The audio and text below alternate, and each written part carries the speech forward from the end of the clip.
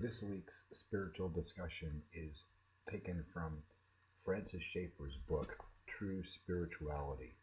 Francis Schaeffer was a contemporary of A.W. Tozer from the study we did earlier. Schaeffer lived in Switzerland and had a ministry going on there.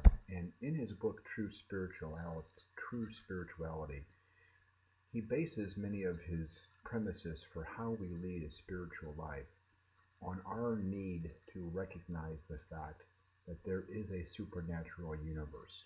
And I'm taking chapter 5 of his book as the basis for this study today. In our current neo-modern thinking, everything is relative, and what we see dictates what is true. And in many college campuses across the country, it's okay to be a Christian. It's even okay to profess your Christian beliefs, and it's okay to attend worship and be active in your Christian faith. But it's not okay to try to convince somebody else that that's a path that they should consider. Because what's good for them is good for them, and what's good for you is good for you, and never the twain shall meet. It's a case of situational ethics or situational faith. And in Schaeffer's book, he talks to develop true spirituality, we have to recognize there are certain truths about the lives that we live and the world in which we live. And one of those truths is a notion of a supernatural universe. In chapter 5, he writes that, the quote here on page 1, that all the reality of Christianity rests upon the reality of the existence of a personal God and the reality of the supernatural view of the total universe. And when I read that, it seemed to me that what we're trying to answer here for ourselves, and what we struggle with many times as Christians, is how do I develop a personal relationship with a God I cannot necessarily see, touch, or know on a tangible level? In other words, at the bottom of page 1 here, how do we live in a supernatural universe or natural world rather, within a supernatural universe? How do we cross that divide? On slide 2, we see what the Bible talks about from a new supernatural universe standpoint. And there are many, many passages. I just selected a couple here. And the Bible really insists that we live in reality in a supernatural universe. And in these particular verses, all that need happen is for the eyes of the individuals to be open. And I took a verse from the Old Testament and one from the New. Here in 2 Kings 6, Elisha prayed, "Open his eyes, Lord, so he may see." And the Lord opened the servant's eyes, and he looked and saw the hills full of horses and chariots of fire all around Elisha. This particular story is one where Elisha and his servant are surrounded by enemies who are trying to kill them. And the servant wants to know, how are we going to survive this situation? There are too many horsemen and soldiers from the enemy. And Elisha said, "Don't worry." And he prayed that prayer. And the servant saw the angels surrounding them. In the New Testament, in Luke, in another famous verse talking about opening eyes, he writes, "When he was at the table with them, he took bread, gave thanks, broke it, and began to give it to them. Then their eyes were opened, and they recognized him, and he disappeared from their sight.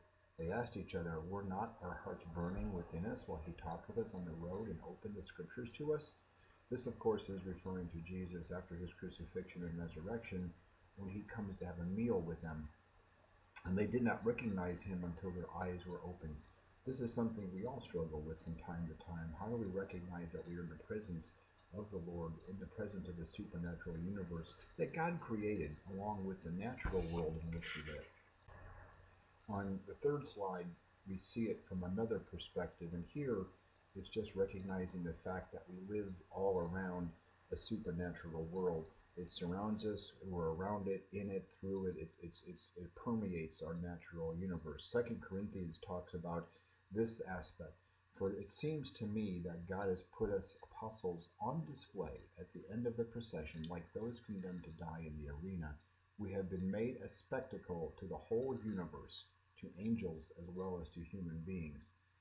And then in Hebrews, this famous verse on the cloud of witnesses you're all familiar with, I'm sure. Therefore, since we are surrounded by such a great cloud of witnesses, let us throw off everything that hinders and the sin that so easily entangles. Let us run with perseverance the race marked out for us. If we truly believed that we were surrounded by witnesses and then placed on spectacle for the whole universe to see, would we behave as we do? Would I choose to make certain decisions? Would I choose to behave the way I do to people I encounter at work or my family if I knew somebody else was watching? Those things that we do sometimes in secret are not obviously so secret since we're surrounded by a great cloud of witnesses, but we tend to believe that no one can see us, that God doesn't really know, that it's only what I can see that matters, not what he has created. And lastly, in Mark, this is the principal passage from which Schaeffer bases much of what he talks about and how he suggests we get to true spirituality. After 6 days, Jesus took Peter, James, and John with him and led them up a high mountain where they were all alone. And there he was transfigured before them. His clothes became dazzling white, whiter than anyone in the world could bleach.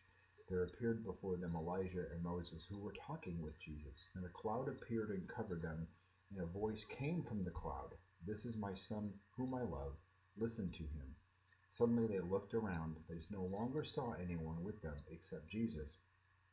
Here the apostles are watching, these three apostles are watching Jesus transfigured and the supernatural world, not only of Elijah and Moses, who had long since departed the natural earth, but God himself speaks through the cloud.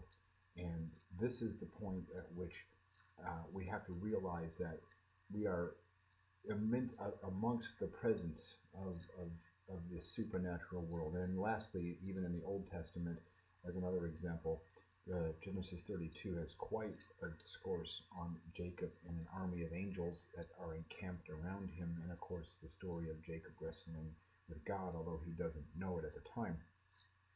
The point of this particular study is to recognize the fact that we are in a supernatural world that God created, and that it's a part of what we have to call our own, and that we should constantly remember that there is a supernatural world watching us as a cloud of witnesses.